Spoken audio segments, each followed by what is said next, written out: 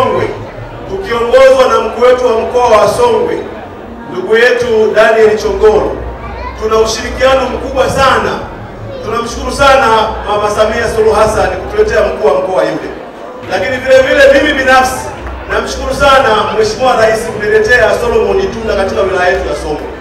Hakika wilaya ya Songwe imetulia na ni mchapakazi kweli kweli. Mimi ni mwanasiasa zaidi ya miaka 20 na ni mbunge wa awamu 3 miaka 15. Sijawahi kuona ushirikiano wa mkuu wa wilaya wa aina hii jinsi anavyonipa ushirikiano kwenye jimbo langu. Jimbo langu kuna migogoro ya wafugaji, jimbo langu kuna migogoro ya ardhi, jimbo langu kuna migogoro ya wavuvi, wala jimbo langu halina migogoro ya wachimbaji wadogo. Na ndio maana mmeona wachimbaji wadogo wote wa Songwe wapo hapa wakiongozwa na huyu hapa Choa. Huyu ndio mwenyekiti wa wachimbaji wangu wadogo pale Songwe. Punga mkono papa. Huyu ndio papa mdogo, mimi ndio papa mkuu. Wewe Itunda umetufundisha kitu kikubwa sana. Hongera sana. Miaka yako uliokaa Songwe umeleta umoja, umeleta ushirikiano. Haijapata kutokea, mimi nawaambieni.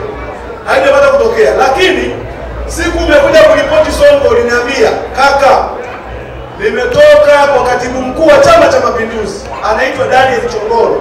Uliniambia alikuita ofisini, akakwambia unakwenda Songwe, nenda kashirikiane na viongozi wa chama na viongozi wenzako wa wilaya na jamii mbalimbali. Yale aliyokuambia ofisini na Chongolo kisha kuniambia, ndivyo unavyoishi na sisi. Hongera sana kufuata maagizo kaka yetu Chongolo. Mimi leo nakupa zawadi kubwa na uje kuisahau katika maisha yako.